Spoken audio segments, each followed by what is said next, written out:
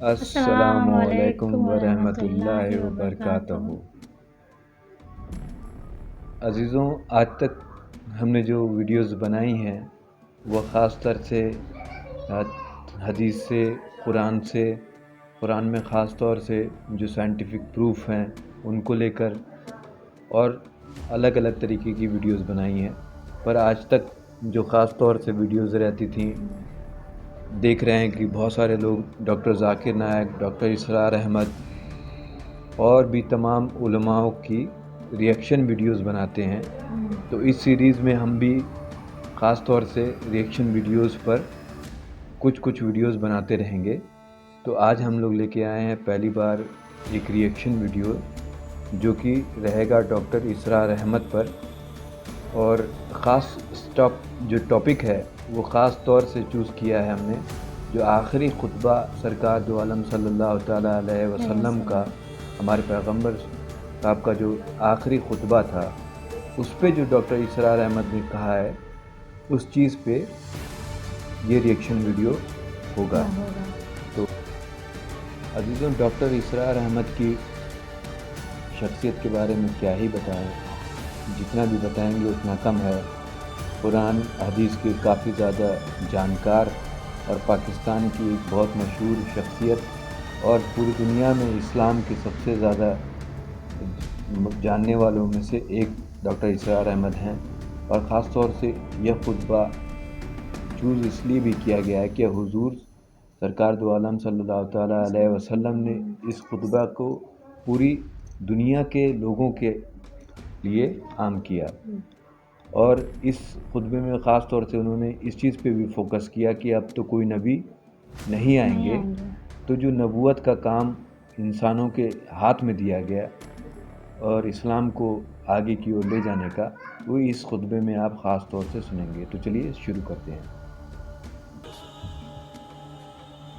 محمد صلی اللہ علیہ وسلم نے جبریل سے لیا، صحابہ کو پہنچا دیا۔ اب تیسری لنک ہے امت محمد صلی اللہ علیہ وسلم۔ اب تمہارا کام ہے پہنچاؤ پوری نوع انسانی کو، اس لیے کہ میں صرف عرب کے لیے رسول بنا کر نہیں بھیجا گیا۔ صحیح بات۔ وما ارسلناک الا کافۃ للناس بشیرا ونذیرا، ہم نے نہیں بھیجا ہے نبی آپ کو مگر تمام نوع انسانی کے لیے بشیر اور نذیر بنا۔ تو حضور نے تو خود صرف عرب تک تبلیغ کی ہے، باقی کچھ خطوط لکھے ہیں، اس سے کوئی حجت تو قائم نہیں ہو جاتی۔ مکے والوں پر 12 برس تبلیغ کی ہے، ہندوستان میں تو کوئی آیا ہی نہیں، چین میں کوئی پہنچا ہی نہیں، تمام دنیا تک یہ کام اب امت کو۔ اب اس پس منظر میں سوچئے ہم کہاں ہیں، ہم کس شے کی گواہی دنیا کے سامنے دیں۔ ہمارے تو انفرادی معاملات بھی بہت مست ہیں، ہمارے تو معاملات آپس میں غلط ہیں،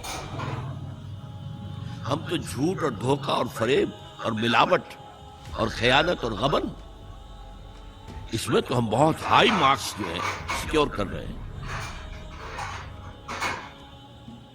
جاج برنارڈ شاہ نے کہا، میں جب قرآن پڑھتا ہوں تو محسوس کرتا ہوں کہ اس سے بہتر کتاب ممکن نہیں، اور جب مسلمانوں کو دیکھتا ہوں تو محسوس کرتا ہوں کہ ان سے زیادہ ذلیل قوم کوئی نہیں۔ یہ گواہی ہم دے رہے ہیں، یہ محمد کے ماننے والے یہ ہیں، یہ ہے امتی محمد کے، جو اپنے پاؤں پہ کھڑے نہیں ہو سکتے، جو اپنے معاملات مینیج نہیں کر سکتے، بیکاری، یہ اور کہاں ہے وہ دین؟ کوئی ایک ہی دنیا میں دکھا سکتے ہو کہ یہ ہے دین؟ آؤ see with your own eyes, this is دین الحق۔ یہ جو میں نے آپ سے کہا تھا کہ یہ بڑی نازک ذمہ داری، بڑی نازک، اس کا ایک اندازہ آپ کو ہو جائے گا خطبہ حجۃ الوداع سے۔ حضور نے جو خطبہ دیا، اور وہ عظیم ترین خطبہ ہے تاریخ انسانی، آخر میں موٹی موٹی باتوں کو پھر دوہرایا۔ دیکھو عورتوں کا خیال، عورتوں کے حقوق ادا کرو، دیکھو غلاموں کے ساتھ نیک سلوک جو بھی تھا. پھر آپ نے ایک سوال کیا الا هل بلغت، لوگوں میں نے پہنچا دیا یا نہیں؟ 1.25 لاکھ کا مجمع تھا. آج سے 1400 برس قبل 1.25 لاکھ کا مجمع بہت بڑی بات تھی، بہت بڑی بات. جبکہ ابھی اسلام صرف جزیرہ نما عرب تک محدود تھا. آج بھی پہلے کبھی ہو جاتے تھے 28-30 لاکھ بھی ان مینیجیبل ہو رہا تھا معاملہ. اب سعودی عرب کی حکومت نے وہ مینیج کیا، پابندیاں لگائی تو 20 لاکھ. یہی ہے نا 1.25 لاکھ کا بندہ. اور اس کا نقشہ میں دکھا دوں، ایک ایک حرف آپ 3 مرتبہ کہہ رہے تھے. داہنی طرف رخ کر کے کہا تو سنا، پھر مکبر کھڑے ہوئے ہیں، اس نے سنا اور آگے پہنچایا، اس نے سنایا آگے پہنچایا. لاؤڈ اسپیکر تو تھا نہیں، کوئی پبلک ایڈریس سسٹم تو نہیں. پھر آپ نے سامنے رخ کر کے وہی بات فرمائی کہ یہاں سامنے کھڑے ہوئے لوگوں نے پہنچایا. تو بائیں طرف رخ کیا، اسی لیے ہر جملے کو، ہر بات کو آپ نے الا هل بلغت، میں نے پہنچا دیا یا نہیں؟ اور عام عادت صحابہ کی یہ تھی کہ اول تو حضور کے سوال پر خاموش رہتے تھے کہ واللہ ورسولہ عالم، یا اگر جواب دیتے تھے تو فرط ادب سے بہت مختصر جواب. وہ چلبلے قسم کے شاگرد جو ہوتے ہیں، جو استادوں کو بھی پڑھانا چاہتے ہیں، صحابہ کرام اس طرح کے نہیں تھے. اپنی لیاقت اور ذہانت کا روب جو ہے اپنے استادوں پر گاڑا. وہاں تو یہ تھا کہ ایک بات جواب، یہاں 4 جواب دیے ہیں صاحب. انا نشهد انك قد بلغت الرسالة واديت الامانة ونصحت الامة وكشفت الغمة. 3 مرتبہ حضور نے کہا الا هل بلغت، اور 3 مرتبہ جواب آیا انا نشهد انك قد بلغت الرسالة واديت الامانة ونصحت الامة وكشفت الغمة. اے نبی ہم گواہ ہیں، آپ نے حق رسالت ادا کر دیا، آپ نے حق امانت ادا کر دیا. یہ قرآن تو ہمارے لیے اللہ نے نازل کیا تھا نا، آپ کے پاس تو امانت ہے. آپ نے امت کی خیر خواہی کا حق ادا کر دیا، آپ نے ہر قسم کی گمراہیوں کے، اندھیاریوں کے، اندھیروں کے پردے چاک کر دیے. 3 دفعہ یہ جواب دے کر انگشت شہادت سے اشارہ کیا آسمان کی طرف، پھر لوگوں کی طرف. اللہم اشہد، اللہم اشہد، اللہم اشہد. اے اللہ تو بھی گواہ ہے، یہ مان رہے ہیں کہ میں نے پہنچا. They can't sue me in your court on the day of judgment. یہ میرے خلاف استغاثہ نہیں لا سکتے کہ میں نے پہنچانے میں کمی کی ہے. یہ مان رہے ہیں کہ میں نے پہنچا دیا. It was the sigh of relief جس کو کہتے ہیں 23 برس کی محنت شاقہ. کون کون سے مراحل آئے، یوم طائف بھی آیا ہے، 3 سال کی شیب بنی ہاشم کی فوج بھی، مارکہ احد بھی، احزاب بھی ہے، 70 مبلغین ذبح. کیا کیا نہیں دیکھا، کیا کیا نہیں جھیلا. لیکن پھر بات کیا ہوئی؟ اب آپ نے آخری بات اللہم اشہد، اللہم اشہد، اللہ، اور اس کے بعد فَلْيُبَلِّغِ الشَّاهِدُ الْغَائِبَ.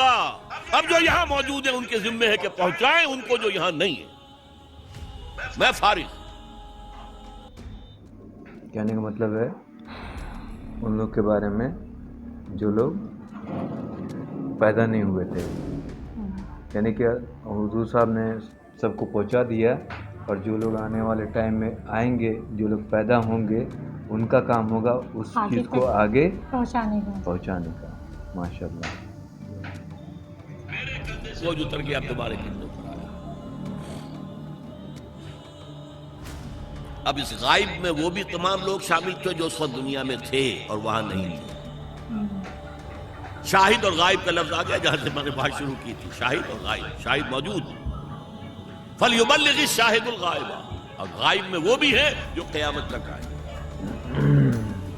یہ ہے اس امت کا فرض منصبی، اور اگر آپ سمجھیں یہ ہے اس امت کا فریضہ رسالت.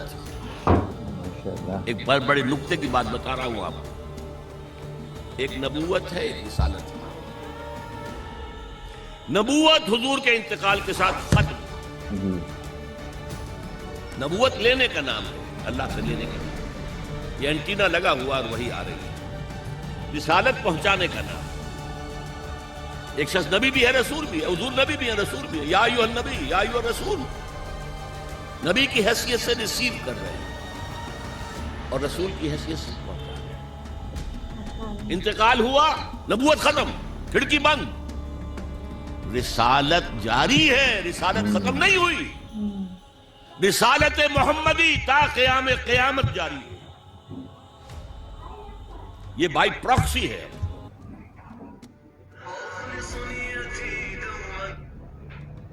तो मतलब रिसालत अभी भी चालू है। यानी कि कहने का मतलब ये है कि जो भी लोग इस्लाम में आते रहेंगे उनको जो नबूवत का काम है, ये इस्लाम आगे प्रोपगेट करने का काम वो करते रहना। तो रिसालत ये है, इसको उन्होंने ख़ास तौर से इस आखिरी खुतबे में कहा। आखिरी खुतबे में कहने का मतलब ये है कि मुसलमान सिर्फ ये न समझ जाए कि वो मुस्लिम है, वो नमाज़ पढ़ रहा है, कुरान पढ़ रहा है, ज़कात कर रहा है, फितरा कर रहा है और हज कर रहा है तो उसका काम ख़त्म हो गया। ये नहीं, उसका मतलब ये है कि वो इसके अलावा भी दाई का काम, यानी इस्लाम को आगे प्रोपगेट करने का काम और मैसेज को आगे पहुंचाने का काम वो लगातार करता रहे, तब जाके वो अपना असली काम इस्लाम का कर रहा है। तो डॉक्टर इसरार अहमद वाकई में उन्होंने बहुत ही अच्छी चीज़ को बात कही है। और जो ज़्यादातर हम लोग जो ये समझते हैं कि हम नमाज़ पढ़ रहे हैं, रोज़ा कर रहे हैं, ज़कात कर रहे हैं, फितरा कर रहे हैं तो हमारा काम ख़त्म हो गया, तो उनकी इस स्पीच से समझ में आता है कि सिर्फ हमारा काम वहीं तक नहीं है। हुजूर साहब ने ख़ास तौर से आखिरी खुतबे में इस चीज़ पर जोर दिया, तो इसका मतलब ये है कि इस चीज़ को बहुत ध्यान रखना है और इस्लाम को आगे प्रोपगेट करता रहना है। और इस बार जो फीफा में जो हमने देखा है ख़ास तौर से, वो हमने क्या देखा कि फीफा वर्ल्ड कप में ख़ास तौर से इस बार जो 2022 में हुआ है वो इस काम को और आगे प्रोपगेट किया गया। और इस जो लास्ट आखिरी खुतबा हुजूर साहब का था, उस अगर उस खुतबे को बहुत अच्छी तरीके से उस चीज़ को इस फीफा वर्ल्ड कप में आगे किया गया माशाल्लाह। और डॉक्टर